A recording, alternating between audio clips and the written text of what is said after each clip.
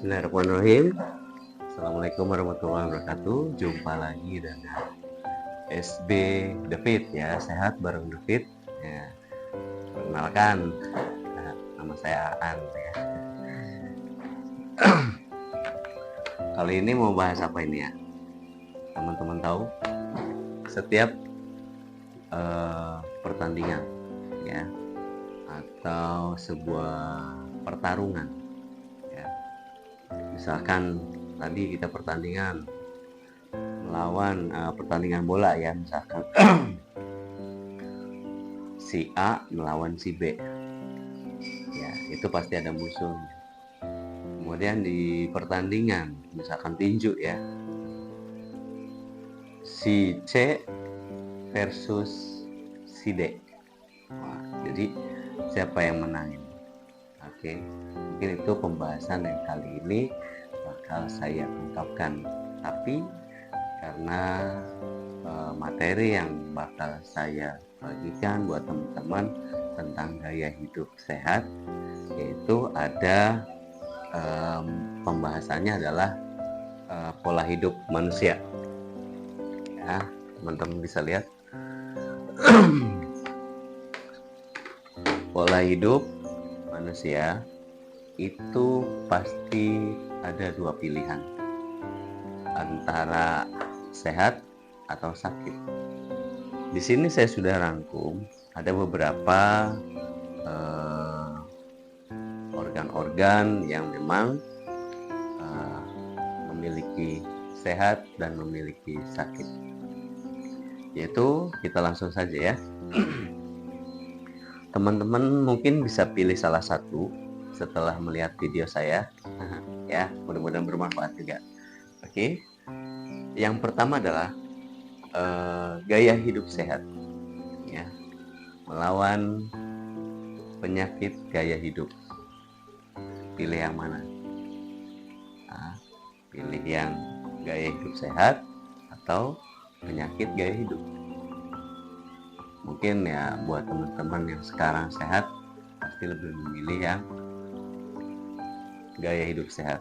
Tapi untuk yang sakit pun pasti sama, pilih untuk gaya hidup sehat, karena dari sakit pengen sembuh. Oke. Saya langsung bahas aja ya. Gaya hidup sehat nomor satu adalah jantung sehat. Kalau kita ingin jantungnya sehat, harus dengan apakah menjaga kesehatan jantung? Yang pertama, dari adanya olahraga fisik ataupun jantung, itu perlu kita latih ya, agar memiliki kualitas jantung yang sehat. Yang kedua, menjaga pola makan atau pemilihan makanan yang baik agar memiliki jantung yang sehat. Apa jadinya kalau misalkan jantung kita tidak pernah dilatih? Pola makan juga tidak pernah diperhatikan. Ya, mungkin yang teman-teman konsumsi makanan tinggi gula atau tinggi lemak, itu akan mengganggu kesehatan jantung ya, yaitu ada di penyakit jantung.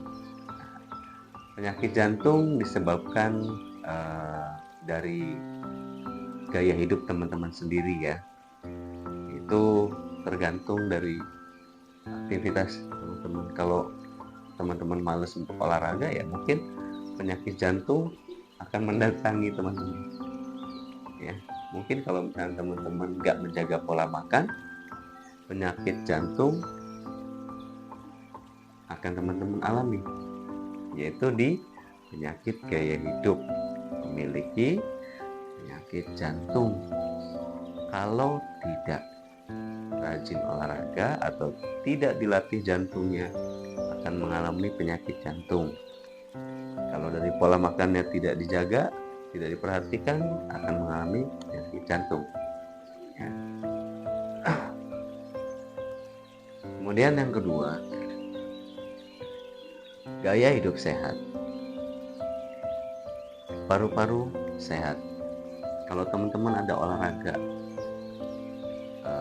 mungkin teman-teman suka berenang atau suka jogging atau suka sepedahan, artinya apa? Teman-teman melatih kekuatan atau memberikan gaya hidup sehat untuk paru-paru, ya, melatih kualitas pernapasan paru-paru teman-teman semua agar menjadi paru-parunya jadi sehat. Kemudian dari udara yang teman-teman hirup pun kualitas yang bagus, ya. Kalau misalkan dari dua faktor itu teman-teman jaga, pasti paru-paru teman-teman sehat. Tapi apa jadinya kalau teman-teman tidak menjaga paru-parunya, tidak menjaga lingkungan yang ada di sekitar rumah? Misalkan ada teman-teman tinggal di area pabrik atau ada di tetangga yang suka bakar-bakaran yang menimbulkan asap banyak, atau teman-teman suka merokok, mungkin penyakit gaya hidup akan mengalami paru-paru teman-teman, dan akhirnya paru-paru teman-teman akan mengalami sakit atau menjadi penyakit paru-paru, ya. Kuncinya adalah pasti teman-teman memilih paru-paru yang sehat. Mulai dari sekarang teman-teman mulai olahraga, ya, joggingnya, berenangnya, sepedahan, ya, seminggu sekali atau seminggu 2 kali nggak apa-apa. Yang penting ada pelatihan untuk paru-paru atau pernapasan teman-teman. Tapi kalau misalkan ada hindari, ya, polusi atau udara yang menyebabkan paru-paru kita bermasalah, itu coba kurangin atau hindari, ya, agar paru-paru teman-teman tidak mengalami sakit. Yang ketiga adalah otak sehat. Apa hubungannya dengan otak sehat? Ya, kalau misalnya otak kita sehat, pasti untuk menggerakkan semua organ tubuh kita itu dengan maksimal. Ilmu yang teman-teman dapatkan dari semua guru-guru, semua senior-senior teman-teman, pasti akan mudah diingat dan mudah dicerna. Ini akan memiliki kualitas otak yang sehat. Nah, dari makanan untuk memberikan kesehatan otak, yaitu teman-teman harus memilih makanan yang tinggi omega 3, ya, contohnya dari ikan, dari kacang-kacangan, ya. Pemilihan dua hal itu akan meningkatkan kesehatan otak. Apa jadinya kalau misalkan otak kita akan mengalami sakit, ya, begitu juga ada dua, ya.